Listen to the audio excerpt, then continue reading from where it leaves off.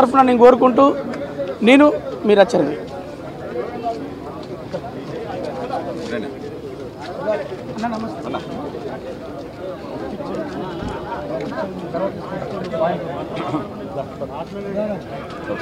చెప్పండి.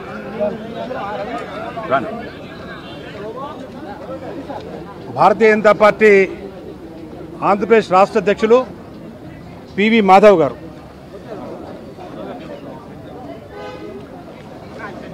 కోట శ్రీనివాసరావు గారు ఒక గొప్ప విలక్షణ నటుడు.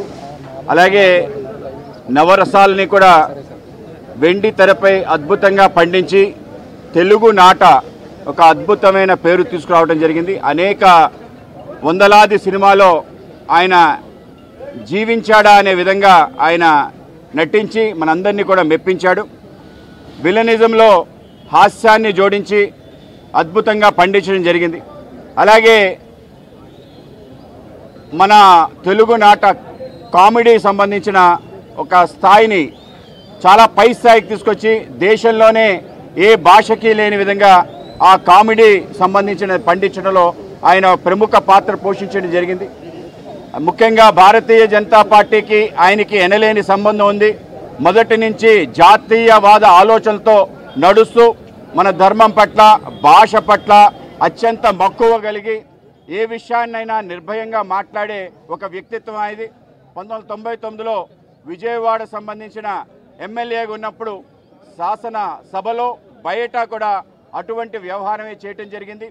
అలాగే తెలుగు భాష సంబంధించిన ఏ విషయం పైన కూడా నిఖార్సుగా మాట్లాడి ముఖ్యంగా ఎవరైతే జూనియర్ ఆర్టిస్టులు ఉన్నారో మన ప్రాంతానికి తెలుగు వాళ్ళు ఎవరైతే ఉన్నారో వాళ్ళకి ప్రాధాన్యత ఇవ్వాలని చెప్పి పెద్ద పెద్ద నిర్మాతలతో దర్శకులతో కూడా పోరాటం చేయడం జరిగింది. ఎక్కడ కూడా బేషిజాలు లేకుండా మన వాళ్ళని మన ఇండస్ట్రీ ఇక్కడికి వచ్చింది కనుక మన వాళ్ళకి ప్రాముఖ్యత ఇవ్వాలని చెప్పి పోరాటం చేయడం జరిగింది.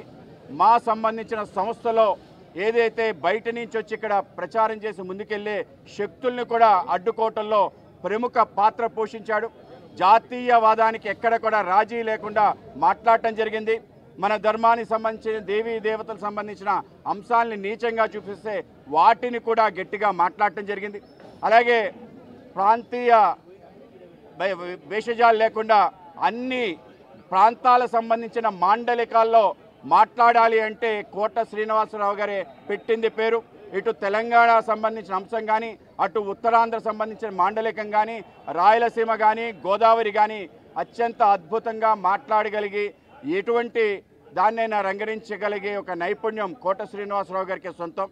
అలాగే ఆయనకి అనేక రకాల కష్టాలు జీవితంలో వచ్చినా కూడా ఎక్కడ కూడా ఆయన దానికి లొంగక ఆ విధంగా ముందుకు వెళ్ళిన వైనం మొత్తం కేవలం తెలుగు నాటే కాక తమిళనాడులో కూడా ఆయన జెండాని పైకెగరేసి ఆయన నట విశ్వరూపాన్ని ఆ ప్రాంతంలో కూడా చూపించడం జరిగింది.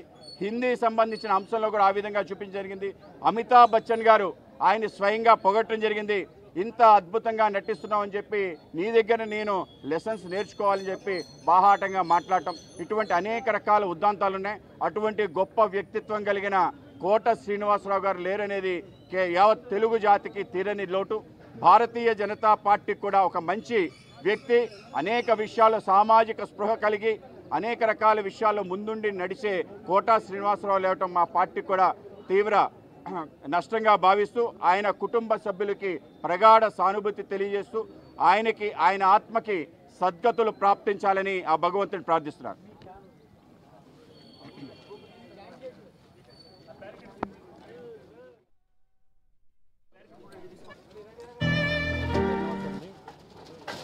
కోట శ్రీనివాసరావు సార్ తోటి నాకు అనుబంధం ఎట్లా అంటే చాలా రోజుల నుంచి ఆయనకి చాలా పెద్ద ఫ్యాన్ ఉండే.